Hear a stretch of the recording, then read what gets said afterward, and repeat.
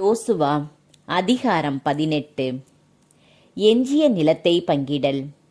Israel மக்களின் கூட்டமைப்பு முழுவதும் சீலோவில் ஒன்று கூடியது. அங்கு சந்திப்பு கூடாரத்தை அமைத்தனர். ஏற்கனவே அவர்கள் நிலத்தை கைப்பற்றியிருந்தனர். இஸ்ரேல் மக்களில் 7 குலங்களுக்கு அவர்களுடைய உரிமை சொத்து பிரித்து தரப்படவில்லை. இஸ்ரேல் மக்களிடம் யோசுவா, உங்கள் மூதாதையரின் கடவுளாகிய ஆண்டவர் உங்களுக்கு கொடுக்கும் நாட்டை பெற்றுக்கொள்ளாமல் எவ்வளவு காலம் சோம்பேறிகளாக இருப்பீர்கள்? குலத்திற்கு 3 பேரை தேர்ந்தெடுங்கள். அவர்கள் நான் அனுப்ப அவர்கள் புறப்பட்டு நாடெங்கும் சுற்றி சென்று அவரவர் உரிமை சொத்து இன்னதென்று வரைந்து என்னிடம் கொண்டு வாருங்கள். அவர்கள் நாட்டை 7 பிரிவுகளாக பிரிப்பர். யூதா தெற்கில் தங்கள் எல்லையில் தங்கியிருப்பர். யோசேப்பின் வீட்டார் வடக்கில் அதன் எல்லையில் தொடர்ந்து தங்கியிருப்பர். நீங்கள் நிலத்தை 7 பிரிவுகளாக வரைந்து என்னிடம் கொண்டு வருவீர்கள். நான் இங்கு உங்களுக்கு கடவுளாகிய ஆண்டவர் முன்னிலையில் திருவுளச்சீட்டு போடுவேன். லேவியருக்கு உங்கள் நடுவில் பங்கு இல்லை. ஏனெனில் ஆண்டவருக்கு குருத்துவ பணி புரிவதே அவர்கள் உரிமை சொத்து என்றார். ஆண்டவரின் ஊழியர் மோசே அவர்களுக்கு கொடுத்தபடி காத்து, ரூபன், மனாசேயின் அரைக்குளம் ஆகியோர் தங்களுடைய உரிமை சொத்தினை யோர்தானுக்கு அப்பால் கிழக்கில் பெற்றனர். அவ்வாறே அம்மனிதர் புறப்பட்டு சென்றனர்.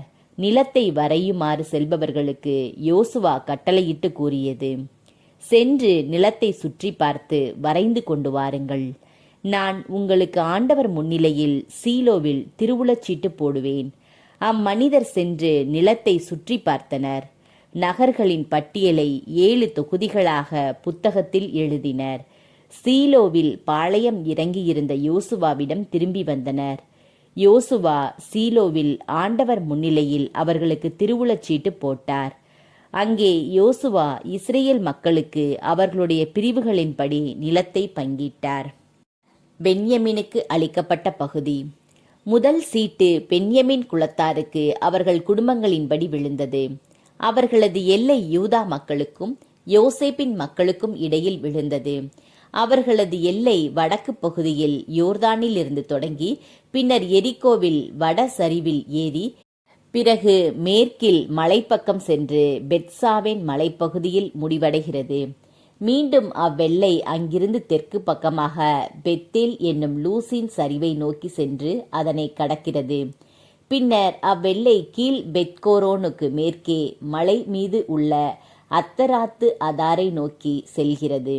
பின்பு அவ்வெல்லை மேற்கு முகமாக திரும்பி அங்குள்ள மலைக்கு தெற்காக பெத்கோரோனுக்கு எதிராக யூதா மக்களுக்குரிய கிரியத்து எயாரிம் எனப்படும் கிரியத்து பாகாலில் முடிவடைகிறது.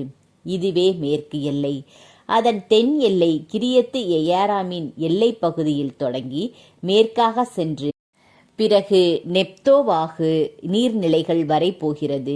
மேலும் அவ்வெல்லை இப்ராஹிம் பள்ளத்தாக்கின் வடகோடியில் உள்ள இன்னோம் மகனின் பள்ளத்தாக்கை நோக்கி நிற்கும் மலை வரை செல்கிறது. பின்னர் அது எபூசியரின் மலை சரிவிற்கு தெற்கேயுள்ள இன்னோம் பள்ளத்தாக்கை நோக்கி ஏன்ரோகேல் பக்கம் இறங்குகிறது. பிறகு அது வடபக்கம் திரும்பி அதுமின் மேட்டுக்கு எதிரில் உள்ள கெலிலோத்து பக்கம் திரும்பி ரூபனின் மகன் போகனின் கல் பக்கம் செல்கிறது. பிறகு அது வடக்கே மலைச்சரிவில் அராபாவின் எதிராக சென்று அராபாவில் இறங்குகிறது. பிறகு அது பெத்தொகிலாவின் வட சரிவை கடந்து உப்பு கடலின் வடக்கு வளைவில் யோர்தானின் தென்பகுதியில் முடிவடைகிறது. இதுவே தென் எல்லை. கிழக்கே யோர்தான் நதி எல்லையாக அமைந்துள்ளது. அது பென்யமீன் மக்களின் குடும்பங்களுக்கு கிடைத்த சுற்றிலும் எல்லையிடப்பட்ட உரிமை சொத்து. பென்யமீன் மக்களின் குலத்திற்கு அவர்கள் குடும்பங்களின்படி உடைமையான நகர்கள் எரிகோ, பெத்தகிலா, ஏமக்கசீசு, பெத்தராபா, செமாரயிம், பெத்தேல், அவ்விம், பாரா, ஒபிரா, கெரபம் மோனி, ஒப்பனி, கேபா ஆகிய 12 நகர்களும் அவற்றின் சிற்றூர்களும் என்க. கிபையோன், இராமா, பெயரோத்து, மிஸ்பே, கெப்பிரா, மோசா, ரக்கேம், இப்ரியேல், தராலா, சேலா, எலேபு, எருசலேம் என்னும் எபூசி, கிபையத்து கிரியத்து ஆகிய 14 நகர்களும் அவற்றின் சிற்றூர்களும் என்க.